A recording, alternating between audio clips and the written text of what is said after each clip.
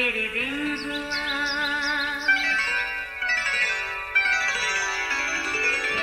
नया फिर दिन हुआ, पुरानी रात का करे सो शुक्र हम खुदा की जात का, खुदा की जात का, नया फिर दिन हुआ। आज की आयत। मगर यीशु ने कहा, किसी ने मुझे छुआ तो है, क्योंकि मैंने मालूम किया कि कुव्वत मुझसे निकली है। लूका 8:46 आयत। अजीज़ों, बहुत अरसा पहले मैंने एक वाक़या पढ़ा था, अब कहीं भूल चूक हो जाए तो माजरत, मगर लुब्बे लबाब अब भी अच्छे से याद है, जो असल में गौर तलब है। इस वाक़या के लिखारी गालिबन उर्दू अदब के नामी ग्रामी इशफाक अहमद थे। लिखते हैं, जिस मोहल्ले में हम रहते थे वहाँ चंद दिन पहले एक औरत अपने 2 बच्चों के साथ शिफ्ट हुई। आसपास ने महसूस किया कि उसका आना जाना मिलना मिलाना किसी के साथ नहीं। हाँ, अक्सर उसके बच्चे गली में खेलते नजर आते हैं, जिनको वो कभी झांकी भी लगाती है। ऐसे में जिसकी नज़र उस पर पड़ी, महीन कतान अजीब सा लिबास में मलबूस, हैरत ज़दा हुआ। हाँ, एक बात और, अक्सर उसके घर में कुछ देर के लिए ऊंचे म्यूजिक की आवाज़ भी सुनाई देती। अब तो वो गोया मोहल्ले वालों के लिए एक मुहिम्मा बन गई। हर कोई तजस्सुस में रहता और अपनी सोच के मुताबिक एक राय कायम कर लेता। अचंभे की बात यह भी कि महीने में 1-2 बार एक शख्स उसके घर में आता देखा गया, जो चंद घंटों के बाद वापस चला जाता। मुख्तसर ये कि उस औरत के लिए कोई भी अच्छी राय नहीं रखता था। फिर हुआ ये कि चंद महीनों के बाद वो फिर कभी नजर ना आई। एक दिन मोहल्ले के चंद मुअज़्ज़िज़ीन गली से गुजरते मकान मालिक से मिले। तंजिया पूछा, जनाब, अच्छा हुआ आपकी किराएदार वो औरत यहाँ से रुखसत हुई। अरे भाई, शरीफों का मोहल्ला है, कुछ ख्याल किया करें। अजीज़ों, फिर जो मकान मालिक ने बताया, सब एक दूसरे से मुंह छुपाने लगे। पता चला वो एक बेवा औरत थी जो शदीद जिल्दी मरज का शिकार थी।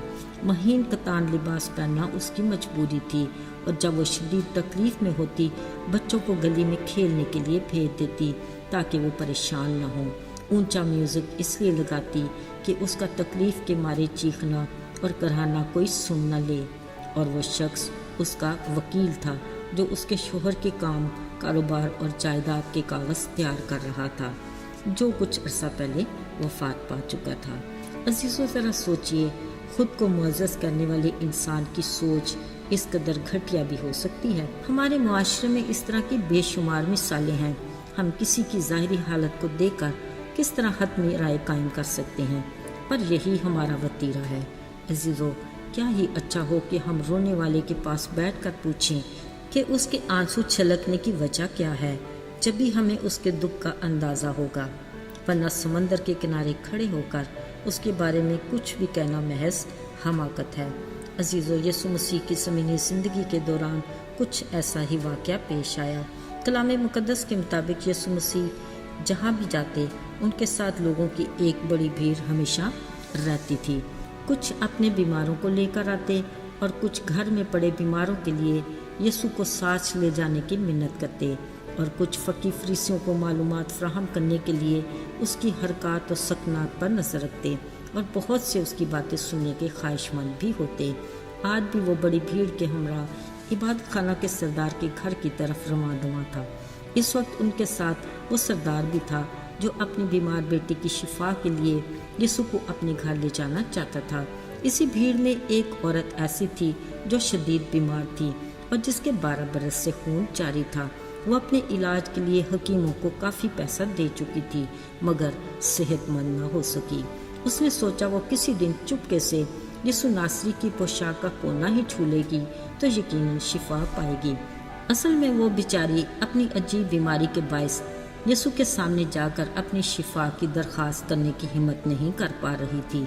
वो यकीनन इस इंतज़ार में रहती कि कहीं वो यीशु को भीड़ में घिरा देखे, यूं वो अपने प्लान के मुताबिक शिफा पा सकती है। आज इत्तेफाक से वो मौका उससे मिल ही गया।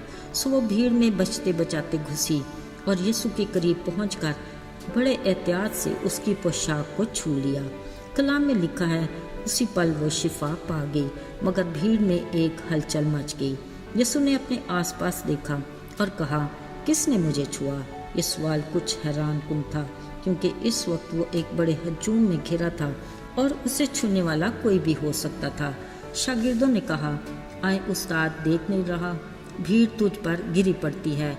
अजीजों, लेकिन जो बात यीशु ने कही वो गौरतलब थी। नहीं, किसी ने मुझे छुआ तो है, क्योंकि मेरे अंदर से कुव्वत निकली है। अब जब उस औरत ने देखा कि मैं छुप नहीं सकती, सो डरते कांपते यीशु के सामने जाने की हिम्मत कर ही ली।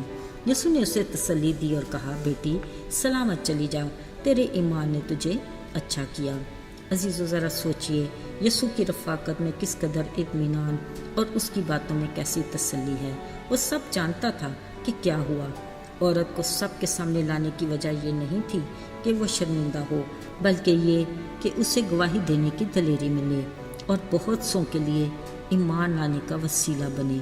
अजीज़ों, हमारी ज़िंदगी में भी बहुत से ऐसे मौजज़ात होते हैं जिसके लिए पीछे छुपने छुपाने की ज़रूरत नहीं, बल्कि खुलकर गवाही देने की ज़रूरत है, ताकि खुदा के नाम को जलाल मिले। आइए दुआ करें। जलाली आसमानी बाप, लश्करों के रब, हम ईमान रखते हैं कि तू जिंदा खुदा है, जो हमारी सुनता है और जवाब भी देता है, क्योंकि तू बाइख्तियार है। हम किस कदर मुबारक हैं कि तू हमारा बाप है।